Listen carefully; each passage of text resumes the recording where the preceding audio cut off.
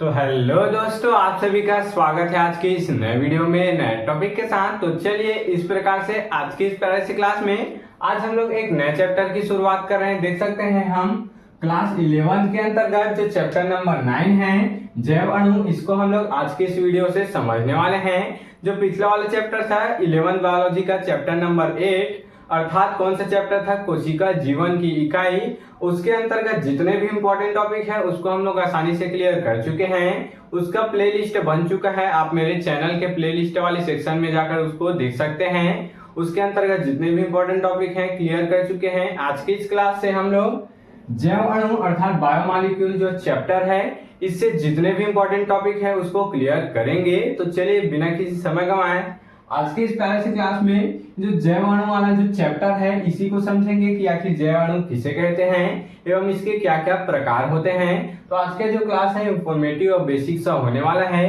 तो चलिए बिना किसी समय गंवाए इसको समझने का प्रयास करेंगे। तो ध्यान देंगे, पिछले वाले क्लास में हम लोग क्या समझे थे।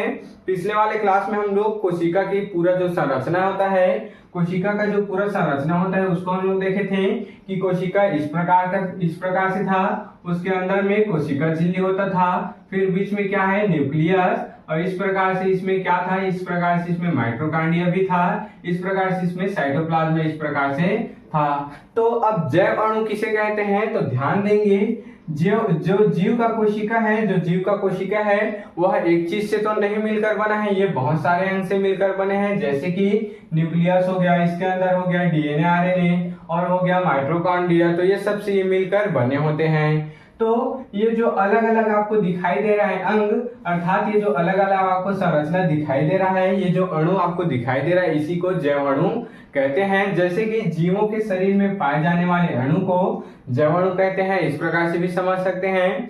जिस प्रकार कोई भी वस्तु होता है वो छोटे छोटे अणुओं से मिलकर बने होते हैं। अर्थात जब छोटे छोटे परमाणु मिलते हैं तो एक अणु का निर्माण होता है, और जब कई सारे अणु मिलते हैं तो एक वस्तु का निर्माण हो जाता है। उसी प्रकार से कई सारे अंगों से मिलकर कोशिका बनता है, और इसी को क्या कहते हैं, उसी को ही जैव अणु कह दिया जाता है। चलिए इसको आप डिफिनेशन के माध्यम से आपको क्लियर करने का प्रयास करेंगे।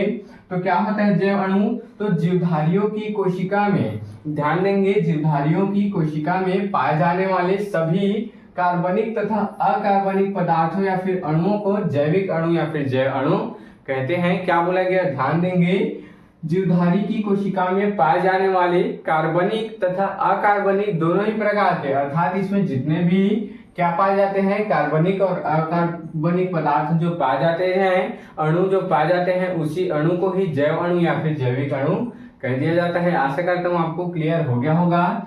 जो कि मुख्यतः दो प्रकार के होते हैं, कौन कौन से, तो पहला है छोटे जैव अणु, दूसरा है बड़े जैव अणु। उसी को बोल दिया गया है सूक्ष्म जैविक अणु, दूसरा क्या है बृहद जैविक अणु। चलिए इसको क्लियर करेंगे। तो कम अणुभार वाले या फिर सरल संरचना वाले अणु होते हैं। ये जो सूक्ष्म जैव अणु है, सूक्ष्म बायोमॉलिक्यूल है, वो क्या होता है, इसके जो अणुभार होते हैं वो कम होते हैं तथा सरल संरचना होता है। तो ऐसे अणु होते हैं जो जल व अम्लीय माध्यम में कैसे होते हैं, घुलनशील हो जाते हैं। अर्थात जल और अम्लीय माध्यम में आसानी से क्या हो जाते हैं, ये मिल जाते हैं, घुल जाते हैं। जैसे कि इसके एग्जांपल में है अमीनो अम्ल, वसा अम्ल, सरल शर्करा। तो ये सब क्या होते हैं, ये सूक्ष्म जैव अणु होते हैं। दूसरा प्रकार देखेंगे, दूसरा है वृहद जैव अणु। तो वृहद जैव अणु क्या है, जैसे इसके अपोजिट हो जाएंगे। जैसे कि सूक्ष्म जैव अणु कम अणुभार वाले, तो वृहद जैव अणु उच्च अणुभार वाले या फिर ज्यादा अणुभार वाले होंगे, तथा इसमें सरल संरचना होगा और इसमें क्या होगा, जटिल संरचना। तथा ये बड़े आकार के होते हैं। देख सकते हैं इसमें छोटे आकार के थे, इसमें बड़े आकार के होते हैं। सूक्ष्म जैव अणुओं के बहुलीकरण से होता है। देख सकते हैं ये जो सूक्ष्म जैव अणु है इसी के बहुलीकरण से, अर्थात ये मान लेते हैं एक सूक्ष्म जीव अणु है। अब इसी के बहुलीकरण अर्थात इसी के बार बार रिपीट होने से क्या बनता है, वृहद जैव अणु का निर्माण होता है। उसी को इस लाइन में बोला गया है सूक्ष्म जैव अणुओं के बहुलीकरण से होता है। अर्थात सूक्ष्म जैव अणु के बहुलीकरण से किसका निर्माण होता है, वृहद जैव अणु का निर्माण होता है। इतना क्लियर, क्योंकि ये जो प्रोटीन है वह सूक्ष्म जैव अणु से मिलकर बने होते हैं, और ये जो वसा है वसा है आदि, ये सब क्या होते हैं, बृहद जैव अणु होते हैं जो कि सूक्ष्म जैव अणु से मिलकर बने होते हैं। तो ये जो टॉपिक है आपके 12th की केमिस्ट्री में भी आपका टॉपिक है। आप जब 12th में जाएंगे तो वहां पर भी आप पढ़ेंगे, सेम चैप्टर है, सेम टॉपिक है। तो इस प्रकार से आज के इस प्यारे से टॉपिक में, आज के इस छोटे से बेसिक से क्लास में क्या समझ गए हम लोग, चैप्टर 9 जैव अणु के अंतर्गत जैव अणु तथा इसके प्रकार को देख चुके हैं। तो आप इसके स्क्रीनशॉट यहाँ पर ले सकते हैं।